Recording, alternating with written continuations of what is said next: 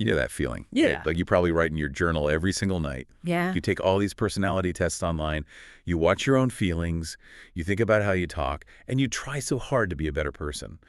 But instead of feeling happy and free, you just feel stuck. Right. Totally stuck. Yeah, you feel anxious. You doubt yourself all the time. Honestly, you are just tired of the noise in your own head. You want to grow, but you just can't move forward. It is like a huge trap for so many young people today. We always hear that looking inside our own minds is the best thing to do. But, well, the science actually shows a very different story. Hey, this is the Inquiry Talks. I am Emma. And I'm Max. Welcome to our deep dive. Today, we are looking at something called the paradox of self-awareness. Our mission for this deep dive is to find out why trying so hard to know yourself might actually be making your life worse. Yeah, and we want to find out how to just, live your life without overthinking every little thing. Right. So to start, we have to completely change how we think about self-awareness. Yeah. Because society tells us a lie.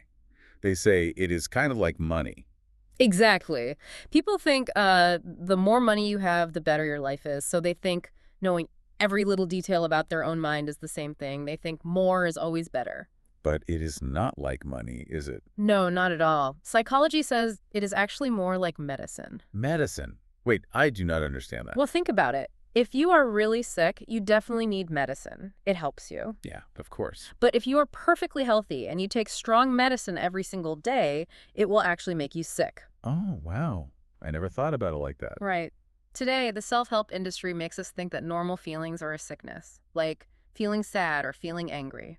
But wait, I mean, if I feel anxious or angry a lot, isn't writing in my journal about it good? Like, how is trying to heal a bad thing? It is only bad because bad feelings are not always a sickness. They are just information. They are totally normal. Like, just normal human stuff. Yeah. Yeah, exactly. If you touch a hot stove, you feel pain, right? So you pull your hand away. Right. You do not sit there and write a 10-page essay about why your hand hurts while it is still burning. Oh, yeah. That would be silly. But people who overthink do exactly that with their emotions. They feel a little bit of normal sadness. But instead of just feeling it, they look at it really closely. They analyze it so much that it becomes a huge problem. So by always checking our feelings, we actually create the problem. We turn a small thing into a huge storm. But why does that happen? Like, what happens in our brain when we watch ourselves so much? Well, when you watch yourself all the time, your mind basically splits into two different parts. There's the actor, and there's the critic. Okay, so the actor is the part of me that is just living my life. Yes. And the critic is the part that just stands there watching you and judging everything you do. Like a teacher giving me a bad grade. Exactly. And your brain cannot do both things well at the same time. Oh, that makes sense. It feels kind of like typing my password on my phone. What do you mean? Well, I type it super fast every day without looking. But if someone asks me, hey, what letters are you pressing? Right. If I actually think about it, my fingers just freeze. I completely forget my own password. That is a perfect example. In psychology, they call this the centipede effect. The bug with 100 legs. Yeah. A centipede walks perfectly on 100 legs. It just does it. But if you stop the bug and ask, hey, which leg do you move first? Oh, it probably gets confused. Exactly. The moment it thinks about walking, it trips and falls. That is so weird, but so true. It is like dancing in my room. Dancing. Yeah, like I am alone, the music is loud, and I am dancing so well. I feel great, but then I look in the mirror. And the critic wakes up. Yes. Mm-hmm. The second I see myself, I feel awkward. I lose the music, and I just stop dancing. The critic makes you freeze. It is supposed to keep us safe from doing stupid things in public, but when it is always turned on, it stops you from actually living. Wow. So if the critic is always watching me, what is it actually looking for? Like, what are we doing when we think about our flaws for hours? We think we are fixing problems, but really we are just building a comfortable cage to hide in. A cage? Yeah. And we use labels to build this cage, like personality tests. People say, oh, I am an introvert, or I have this kind of attachment style. Wait, I have to say, I like those labels. You do? Yeah, finding I was an introvert felt really good. I realized, oh, I am not broken, I just get tired in big crowds. How is that a bad thing? It is not bad at first. It feels really good to understand yourself. The problem is what happens next. What happens next? The label stops being just a simple description. It becomes a strict rule. It becomes an excuse. I think I see. So it goes from, I get tired in crowds to, well, I am an introvert, so I can never go to parties and I cannot try to make new friends. Exactly. You use the label to hide. It is an excuse to not do hard things or grow. One of our sources says something really strong about this. Oh, was it? It says self-awareness without changing your behavior is just being selfish but using smart words. Oh, wow. That hurts to hear. Just being selfish, but using smart words. Yeah. So if I know all my flaws, and I use therapy words to talk about them, but I still treat my friends badly. Then you are not self-aware. You are just self-obsessed. That is crazy. I feel like we spend so much time looking at the past, too. Like, we try to find the exact moment we got broken. Yes, and that is another huge trap. Because human memory is not like a video on your phone. It changes. It changes, like we make things up. Kind of. Every time you remember something, your brain rewrites it a little bit. So if your life is mostly fine right now, but your critic wants a problem to solve, you will look back into your past. Looking for a bad memory. Yeah. And your brain will take a normal memory and make it look terrible. Like maybe your mom just told you to be careful at the park when you were little. Okay, that is just normal mom stuff. Right. But because you are trying to find out why you are anxious today, your brain changes the memory. Suddenly you believe your mom was super controlling and ruined your childhood. Wait, really? Just to give myself an excuse to feel bad today? Exactly. You basically create a fake trauma just to give the critic a job to do. That is actually so scary. Ugh. So if looking at our past is dangerous and using labels is just a cage, is looking inside ourselves just totally wrong? How do we actually do this right? Well, there's this big study by a psychologist named Dr. Tasha Eurich. She found something amazing. She asked people if they think they are self-aware. Let me guess. Everyone said yes. Yep. 95% of people said yes, I am very self-aware. But they were wrong, right? Very wrong. When she actually tested them, only about 10 or 15% of people were truly self-aware. Wow. How can so many people be that wrong about themselves? Because they only look at half the picture. Yeah. True self-awareness has two parts, internal and external. Okay, internal is the stuff we just talked about, right? Knowing my own feelings, what I like, what I hate. Yes.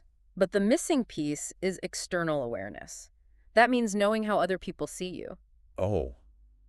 Like how my actions make other people feel. Exactly. And people who overthink have super high internal awareness. They know their own feelings perfectly. But their external awareness is zero. So they are blind to the real world. Totally blind. This makes so much sense. I know people like this. They write these beautiful, deep posts about being a good, caring person. Right.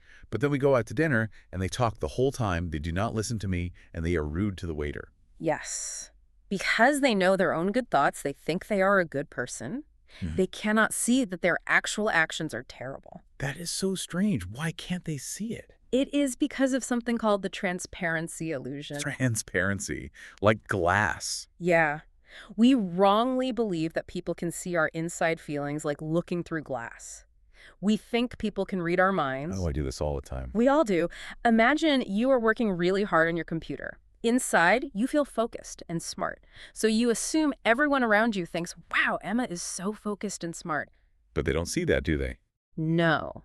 They just see your face, and maybe you are frowning really hard at the screen. So I probably just look angry. Exactly. You look angry and mean, but you do not know that. So when someone does not want to talk to you, you get mad. You think, why are they being so rude to me? Because I think I am being a great worker, but they just see an angry person. That is terrifying. It is. We live in our own little dream world, but other people react to our real faces and actions. So how do we wake up from the dream? If looking inside is a trap, how do we fix our external awareness and get out of our heads? The first step is to change the main question you ask yourself. When things go bad, people who overthink always ask the same question. They ask, why? Yeah, of course. Why am I like this? Yeah. Why did I fail? Why do I feel so empty today? It feels like the right question, but for your brain, it is actually a dead end. Really? Why is asking why a bad thing? Because your deepest feelings do not use words. Your subconscious does not have language. So when you ask why, your brain does not know the real answer. So what does it do? It just guesses. The logic part of your brain makes up a story, and because you are already feeling anxious, it makes up a really mean story. Oh, I see. So if I ask, why did I do badly on my test today? Your brain will not say, oh, because you did not sleep well last night. It will say something worse. Yeah. It will say, you failed because you were stupid and you always ruin everything. Wow. That is exactly what it feels like. You ask a question, and your brain just bullies you. Right. Asking why keeps you stuck in the past. It just makes you sad. The trick is to stop asking why and start asking what. Just change the word. Can you give me an example? Sure. Instead of saying, why am I so bad at making friends? You ask, what can I do today to talk to one new person? Oh, that feels completely different. Instead of, why am I so anxious? You ask, what is making me anxious right now? What can I do to fix it? Yeah, asking why feels like digging a hole. You just go deeper and deeper into the dark. But asking what feels like building stairs. It points you to the future. Exactly. It makes your brain stop crying and start problem solving. But, sometimes even when you know this trick, you still feel panic. Yeah, sometimes my heart is beating so fast I cannot think about what to do. I just freeze. When that happens, you have to force your brain to stop looking inside. You have to force it to look outside. The best way is the 5-4-3-2-1 method. I think I know this. Is it the thing where you name things in the room? Yes. You look around and name 5 things you can see, then 4 things you can touch, 3 things you can hear, 2 things you can smell, and 1 thing you can taste. Honestly, that sounds like a game for kids. Why does that work? Because your brain is like a computer. When you are overthinking, all your brain power is busy running scary, fake movies in your head. Right. By forcing yourself to look at real things, touch real things, and hear real noises, you take that brain power away from the scary movies. So the brain just cannot do both. It cannot panic and feel the texture of a wooden desk at the same time. Exactly. It completely breaks the panic loop. It brings you back to the real, physical world. And really, Emma, this is the biggest lesson of our deep dive today. What is that? True self-awareness is not about perfectly knowing every single flaw you have. It is not about having a perfectly calm mind. Because if you only look inside, you miss the real world completely. You miss your own life. Yes. True growth is stepping out of your head.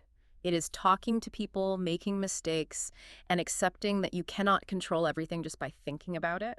You have to be the actor, not the critic. This has been so helpful. It makes so much sense now. Wait, I think self-awareness is always good, like money. But it's really like medicine. We take too much of it. Way too much. We split our minds into the actor and the critic, and we just freeze, like the centipede trying to walk. We use labels to build cages, and we invent fake memories to feel bad. And we forget that other people cannot read our minds. Right, the transparency illusion. And the biggest thing is we have to stop asking why and start asking what. Exactly. Learning about yourself is only useful if it helps you actually go outside and live. Well, as we finish up today, I want to leave you with one final, kind of weird thought. We spend all this time trying to find our true selves, right? Right. But maybe the best kind of self-awareness is actually forgetting yourself completely. Oh, like when you are totally in the zone? Yeah. Think about the best, happiest moments of your life. You were not looking in a mirror. You were not checking your feelings. You're probably just having fun. Exactly. You were so happy with the music or your friends that you forgot you were even there. Maybe the goal is not to perfectly know yourself.